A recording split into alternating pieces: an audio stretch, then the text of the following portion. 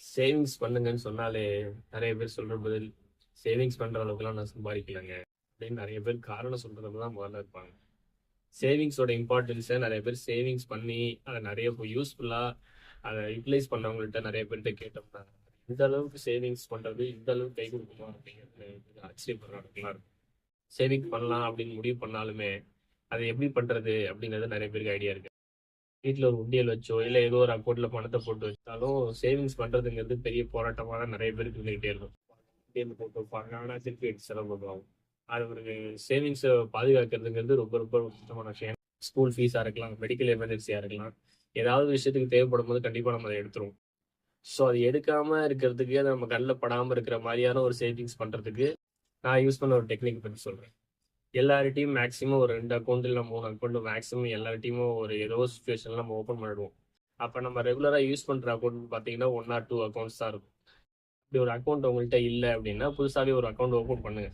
எந்த ஏடிஎம்மோ, நெட் பேங்கிங்கோ, ஜிபேவோ எதுவுமே அப்ளை பண்ணாதீங்க.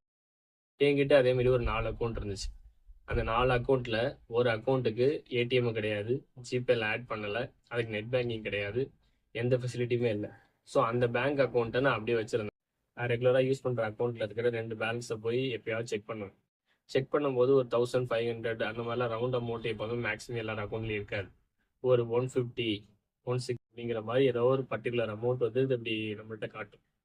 ஸோ அந்த அமௌண்ட்டை என்ன செய்வேன் அப்படின்னா, நான் அந்த எந்த ஏடிஎம்மோ, ஜிபேவோ எதுவுமே இல்லாத அக்கௌண்ட் இருக்கு இல்லையா, அதுக்கு நான் மாற்றிக்கிட்டே இருப்பேன்.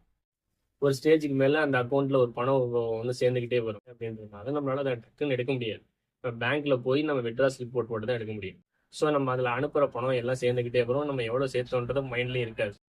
ஸோ இந்த மாதிரி எக்ஸ்ட்ராவாக நிற்கிற அமௌண்ட்டை சேர்த்துக்கிட்டே வந்தீங்க அப்படின்னா ஒரு ஸ்டேஜில் ஒரு 6 மந்த்தோ இல்லை 1 இயரோ உங்களால் எவ்வளோ நாள் கழிச்சு அதை எடுக்க முடியும், எப்போ டைம் கிடைக்குதோ அப்போ அதை எடுத்து பார்த்தீங்கன்னா உங்களுக்கே ஷாக்காக ஒரு அமௌண்ட் கண்டிப்பாக அதில் ஒன்று இருக்கும். அதனால நம்ம சேவிங்ஸையும் மெயின்டைன் பண்ண முடியும், நம்ம தேவைப்படுற இடத்துல டக்குன்னு அதை எடுக்க முடியாதனால நம்மளுக்கு ஒரு கண்ட்ரோல் இருக்கும். ஸோ இதை கண்டிப்பாக ட்ரை பண்ணி பாருங்கள். ட்ரை பண்ணி பார்த்துட்டு எவ்வளோ பேருக்கு இது யூஸ்ஃபுல்லாக இருந்துச்சு அப்படிங்கிறத கமெண்ட் பண்ணுங்கள். நெக்ஸ்ட் வீடியோவில் பார்ப்போம். தேங்க்யூ.